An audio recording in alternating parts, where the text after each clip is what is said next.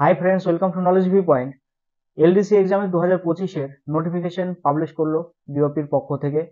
এই নোটিফিকেশনে LDC exam 2025-এর রিক্রুটমেন্টের যে এক্সাম ক্যালেন্ডার সেটা পাবলিশ করলো। এই 2025-এর এক্সাম ক্যালেন্ডার নিয়ে অনেকগুলো কোশ্চেন তৈরি হয়েছে, অনেকগুলো ডাউট আছে সবার মধ্যে। তো ভিডিওটা দেখো, আশা করি সমস্ত ডাউট ক্লিয়ার হয়ে যাবে। যে প্রথম ডাউট, যে 2024-এ এক্সাম নেওয়া হলো তার রিক্রুটমেন্ট প্রসেস এখনো কমপ্লিট হয়নি আমাদের ওয়েস্ট বেঙ্গল সার্কেলে। সেই সঙ্গে তাহলে 2025-এর রিক্রুটমেন্ট, সেটার ভ্যাকেন্সি আপডেটটা কোথা থেকে পাবে, বা তাহলে রিক্রুটমেন্ট প্রসেসটা বা এক্সামটা নেবে কিনা 2025-এ ওয়েস্ট বেঙ্গল সার্কেলে। ওকে, এটা সব থেকে বড় কোশ্চেন। অন্যান্য সার্কেলে কি হয়েছে, রিক্রুটমেন্ট প্রসেস তো হয়েছে বা তাদের সার্কুলার লিস্ট এখনো বেরোচ্ছে। তাহলে 2025-এ তাদের এক্সামিনেশন কি কন্ডাক্টে 2025-এর যে ভ্যাকেন্সি সেই ভ্যাকেন্সিটাই নেওয়া হবে। তাহলে 2025-এর ভ্যাকেন্সিটা কিভাবে আসবে, 2025-এর যে এক্সাম ক্যালেন্ডার, এইখানে যে ভ্যাকেন্সিটা কাউন্ট করা হবে সেটা হলো জানুয়ারি 1 থেকে 2025, সেটা হলো ডিসেম্বর 31 ডিসেম্বর 2025। এই যে 2025-এর যে ইয়ারটা, এই ইয়ারে যে ভ্যাকেন্সি গুলো আসবে সেই ভ্যাকেন্সি গুলো আপডেট করা হবে 2025-এর এক্সামের জন্য। আমাদের ওয়েস্ট বেঙ্গল সার্কেলে রিক্রুটমেন্ট প্রসেস এখনো কমপ্লিট হয়নি। এমটিএস রেজাল্ট সেটা বেরোয়নি, সেই সঙ্গে পোস্টম্যান মেল কার্ড সেটা বেরোয়নি, টিএএস এর যেটা এক্সাম ওয়েস্ট বেঙ্গল সার্কেলে সেটা তো হয়নি। তাহলে 25-এর ভ্যাকেন্সিটা কিভাবে নেবে, যতক্ষণ না পর্যন্ত এই রিক্রুটমেন্ট প্রসেস ওয়েস্ট বেঙ্গল সার্কেলে কমপ্লিট হচ্ছে ততক্ষণ কিন্তু এই ভ্যাকেন্সিটা পাবে না।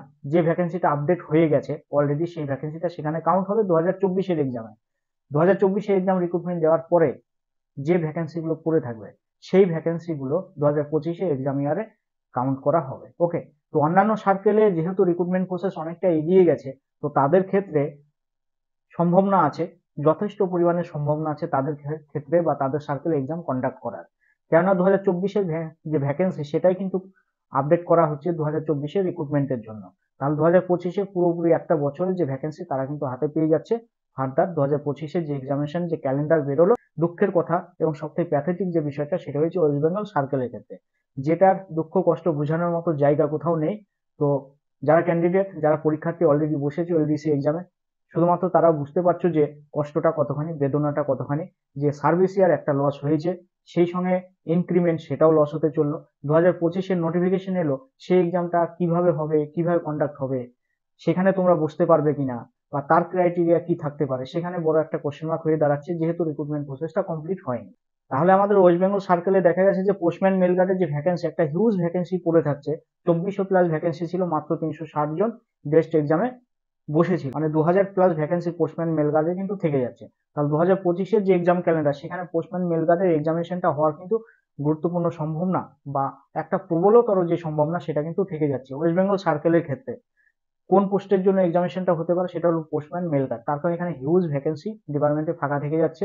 যারা এই পোস্টম্যান মেল গার্ডের পরীক্ষা দেবে বা যারা এলিজিবল আছো, ক্রাইটেরিয়া ফুলফিল করবে সার্ভিস ইয়ার হিসেবে, তারা অবশ্যই কিন্তু টার্গেট করো, ফোকাস করো এই পোস্টম্যান মেল গার্ডটার জন্য, কেননা এই সম্ভাবনাটা রয়েছে। ওকে, আদার্স যে ভ্যাকেন্সি গুলো, সেই ভ্যাকেন্সি গুলো তো 2024-এর যে নোটিফিকেশন সেই অনুযায়ী কমপ্লিট করা হবে।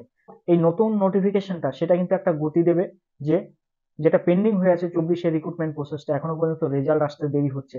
তাহলে সেই নতুন নোটিফিকেশনটা কিন্তু এই 24-এর যে রিক্রুটমেন্ট প্রসেস সেটার পেছনে কিন্তু গতি দেবে। অবশ্যই কিন্তু একটা ইনফ্লুয়েন্স কাজ করবে এখানে, যে অ্যাজ সুন অ্যাজ পসিবল 2024-এর যে রিক্রুটমেন্ট প্রসেস সেটা কমপ্লিট করে তারপর 2025-এর রিক্রুটমেন্টের যে নোটিফিকেশন তার এগেনস্টে ভ্যাকেন্সি রেডি করা। এটা কিন্তু সার্কেল অফিসে একটা গুরুত্বপূর্ণ চাপ আসবে, এরপর অবশ্যই আসবে। তাহলে এইবার আমরা আশা করতে পারি আমাদের ওয়েস্ট বেঙ্গল সার্কেলের যে এমটিএস এর রেজাল্ট, পোস্টম্যান মেলগার্ডের রেজাল্ট বা রিক্রুটমেন্ট প্রসেস সেটা কবে কমপ্লিট হবে, তার একটা দ্রুত প্রক্রিয়া কিন্তু এবার শুরু হবে, বাধ্য শুরু হতে। ওকে, তো যাই হোক, এতদিন অপেক্ষায় ছিলে সবাই যে অ্যাজ সুন অ্যাজ পসিবল, আজ হবে কাল হবে করে করে প্রত্যেকটা দিন প্রত্যেকটা ক্ষণ তোমরা অপেক্ষা করেছো। সেই অপেক্ষা যারা করেছো তারাই বুঝতে পারবে, বহিরাগত কেউ বুঝতে পারবে না এই কষ্ট বেদনা, শুধুমাত্র যারা এক্সাম ক্যান্ডিডেট তাদেরই। ওকে, তো যাই হোক, এইবার কিন্তু গতি আসতে চলেছে। যারা পরীক্ষায় বসেছিল 2024-এর নোটিফিকেশন অনুযায়ী, তাদের জন্য গুরুত্বপূর্ণ কিছু কথা, যে এইবার কিন্তু খুব দ্রুত রেজাল্ট বেরোনোর সম্ভাবনা আছে এবং রিক্রুটমেন্ট প্রসেস খুবই দ্রুত হবে। তোমরা অলরেডি জানো যে বিভিন্ন সার্কেলে অলরেডি যারা রেজাল্ট বেরিয়েছে এবং অ্যাপয়েন্টমেন্ট পেয়েছে, ভ্যাকেন্সি অনুযায়ী ইউআর কাট অফ কিন্তু যথেষ্ট পরিমাণে কমেছে, যথেষ্ট পরিমাণে নেমেছে।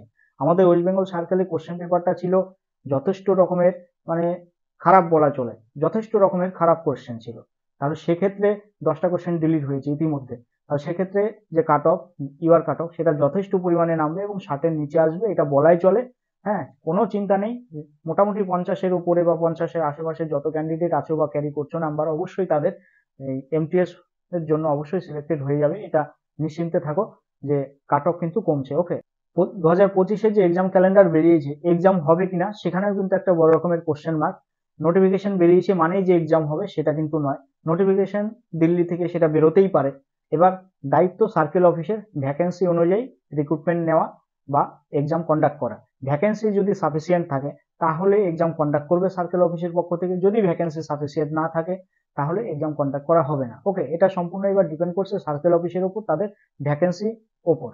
এখনো পর্যন্ত ওয়েস্ট বেঙ্গল সার্কেলের ক্ষেত্রে কিন্তু নির্দিষ্ট নয়, কনফার্ম নয় যে 25-এ নোটিফিকেশন তো বেরিয়েছে, এক্সাম কনফার্ম হবে কিনা। ওকে, এটা আগামী কয়েকদিনের মধ্যেই আমরা সেটা বুঝতে পারবো যে নোটিফিকেশন আসছে এবং সেটা এক্সাম হবে কিনা। ওকে, এবং ভ্যাকেন্সি কত আছে সেই আপডেটটা পাবো। তার আগে 24-এর রিক্রুটমেন্ট প্রসেস সেটা কিন্তু কমপ্লিট করতেই হবে সার্কেল অফিসকে আমাদের ওয়েস্ট বেঙ্গলের ক্ষেত্রে। ওকে, তো যাই হোক, আমরা আশা রাখবো যে যত দ্রুত সম্ভব আমাদের ওয়েস্ট বেঙ্গল সার্কেলের যে রেজাল্ট সেটা পাবলিশ হোক এবং ছেলেমেয়েরা যারা ক্যান্ডিডেট এক্সামে বসেছে, যারা এলিজিবল, তারা দ্রুত অ্যাজ সুন অ্যাজ পসিবল তাদের এনগেজমেন্ট লেটার হাতে পাক। ওকে, তো যাই হোক, ভিডিওটা ভালো লাগলে লাইক কমেন্ট শেয়ার করো, বন্ধুদের মধ্যে ছড়িয়ে দিও। আজকের আলোচনায় জয় হিন্দ, বন্দে মাতরম, ভারত মাতা কি জয়।